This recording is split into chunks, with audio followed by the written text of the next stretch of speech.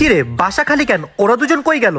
এইটার মধ্যে আমি বিষ মিশাই দিছি, এটা খাইলেই ও মারা যাবে। তারপর আমরা দূরে কোথাও ফালাই দিয়ে আসবো। আরে ভাইয়া তুমি চলে আসছো, এই নাও পানি। এই নাও খাবার। আর আগে আজকে দেখবো তুমি কি মন্দির ঘরটিকে বেশি ভালোবেসে থাকো নাকি আল্লাহর ঘরটিকে বেশি ভালোবেসে থাকো। যদি তুমি আল্লাহর ঘরটিকে বেশি ভালোবেসে থাকো তাহলে এই ভিডিওতে একটা লাইক দিয়ে চ্যানেলটি সাবস্ক্রাইব করে দিবে। আর যদি মন্দির ঘরটিকে ভালোবেসে থাকো তাহলে কিচ্ছু করার দরকার নেই, আর কমেন্টে লিখে দাও আই লাভ ইউ আল্লাহ। কি হইলো? না পানি খাইছো না খাবার খাইছো? আচ্ছা নাও এই কোকটা খেয়ে নাও। ঋতু, আমি তোকে স্কুটি কিনে দেনে, এর জন্য কি তুই আমার সাথে রাগ? না ভাইয়া। তুমি কি আমাকে আর আগের মতো ভালোবাসো না? এই পাগল হয়ে গেছো নাকি? কি সব আবল তাবল বলতেছো? তুমি নিশ্চয়ই উল্টাপাল্টা কিছু খেয়ে আসছো। আমি উল্টাপাল্টা কিছু খাই নাই। আমি খুব ভালো মতো জানি তোমরা এই দুজন মিলে খাবারের মধ্যে বিষ মিলাইছো। আমি সব শুনে ফেলছি, তোমরা এই দুজন আমাকে মারার জন্য এই খাবারে বিষ মিলাইছো।